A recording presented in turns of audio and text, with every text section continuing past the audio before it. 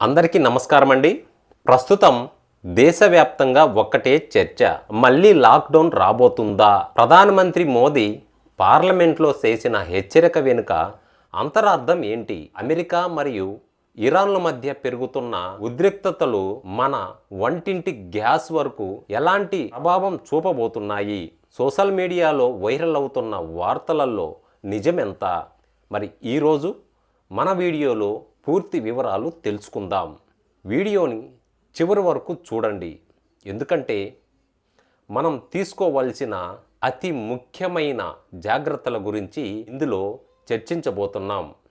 మార్చి 24, 2020 భారత్ మొత్తాన్ని స్తంభింపజేసిన లాక్డౌన్ ప్రకటించిన రోజు. సరిగ్గా 6 ఏళ్ల తర్వాత, అంటే 2026 మార్చిలో మళ్ళీ లాక్డౌన్ అనే పదం మన దేశంలో వినపడ్డది. గూగుల్ సెర్చ్లో ట్రెండింగ్లోకి వచ్చింది. దీని కారణంగా ప్రధానమంత్రి మోదీ ఇటీవల పార్లమెంట్లో చేసిన ప్రసంగం. అయితే ఇక్కడ ఒక విషయం గుర్తుంచుకోవాలి. ఇది కోవిడ్ లాంటి వైరస్ వల్ల వచ్చే లాక్డౌన్ కాదు. గుర్తుంచుకోండి, పశ్చిమాసియాలోని అమెరికా, ఇరాన్ల మధ్య జరుగుతున్న యుద్ధ వాతావరణం వల్ల అంతర్జాతీయ సరఫరా గొలుసు దెబ్బతింటుంది. కోవిడ్ సమయంలో మనం ఎలాంటి సవాళ్లను ఎదుర్కొంటున్నామో, మరి ఇప్పుడు కూడా అలాంటి క్లిష్ట పరిస్థితులే ఎదురు కావచ్చు. ప్రజలంతా అప్రమత్తంగా ఉండాలి అని ప్రధానమంత్రి మోడీ గారు హెచ్చరించారు. దీన్నే చాలామంది లాక్డౌన్ రిపీట్ అని పొరబాడుతున్నారు. ప్రస్తుతం మనం ఎదుర్కొంటున్న అతి పెద్ద సమస్య ఏదైనా ఉంది అంటే ఎల్పిజి గ్యాస్, చమురు ధరలు. మరి ఇక్కడ యుద్ధం ప్రభావం హార్మోజ్ జలసంధి ద్వారానే భారత్కు అవసరమైన 60% పైగా ఎల్పిజి సరఫరా అవుతుంది. మరి యుద్ధం వల్ల ఈ మార్గం మూతబడటంతో సరఫరాలో అంతరాయం ఏర్పడుతుంది. ఇక్కడ ధరల పెరుగుదల పెరిగితే గ్యాస్ సిలిండర్లు ధరలు పెరిగే అవకాశం ఉందన్న భయంతో చాలామంది ప్రజలు ముందస్తుగా బుక్ చేసుకుంటున్నారు. అయితే ఇక్కడ ప్రభుత్వం భరోసా ఇస్తున్నప్పటికీ ప్రభుత్వం ఇప్పటికే 41 దేశాల నుండి చమురు దిగుమతి చేసుకుంటూ ప్రత్యామ్నాయ మార్గాలను వెతుకుతుంది. ప్రజలు భయపడాల్సిన పని లేదు, కానీ పొదుపుగా వాడుకోవాలి అని ప్రధానమంత్రి మోదీ సూచించారు. ఈ పరిస్థితుల వల్ల మనకు కొన్ని నష్టాలు ఉన్నప్పటికీ కొన్ని లాభాలు కూడా ఉన్నాయి.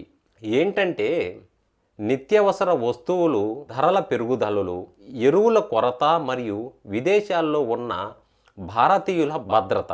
ఇక్కడ లాభాలు ఏంటంటే స్వదేశీ ఇంధనం ఉత్పత్తి పెంచడానికి, సోలార్ మరియు ఎలక్ట్రిక్ వాహనాలు వినియోగాన్ని పెంచడానికి ఇది ఒక గొప్ప అవకాశం. భారతీయులుగా మనం తీసుకోవాల్సిన జాగ్రత్తలు ఏంటంటే, ముఖ్యమైన జాగ్రత్తలు ఏంటంటే అనవసరమైన ఆందోళన పడవద్దు. ఇక్కడ గ్యాస్ సిలిండర్ల కోసం లేదా రేషన్ కోసం కంగారు పడి క్యూలుగా కట్టవద్దు. ఇది కృత్రిమ కొరతకు దారితీస్తుంది.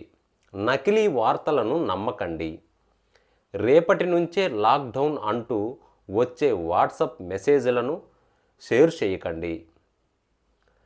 అధికారిక వార్తలను మాత్రమే నమ్మండి. పొదుపు మంత్రం ఏంటంటే ఇక్కడ ఇంధనాన్ని మరియు ఆహారాన్ని పొదుపుగా వాడుకోవడం నేర్చుకోవాలి.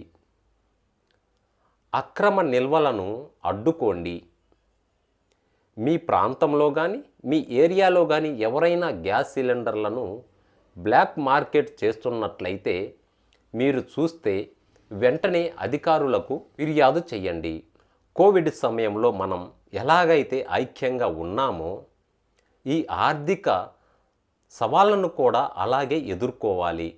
మోదీ చెప్పిన హెచ్చరిక మనల్ని భయపెట్టడానికి కాదు, మనల్ని మనం సిద్ధం చేసుకోవటానికి.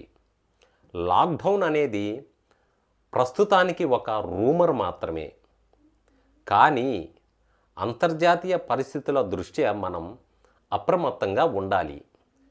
ఈ సమాచారం మీకు నచ్చినట్లయితే వీడియోకి లైక్ చేయండి, మీ స్నేహితులకు షేర్ చేయండి.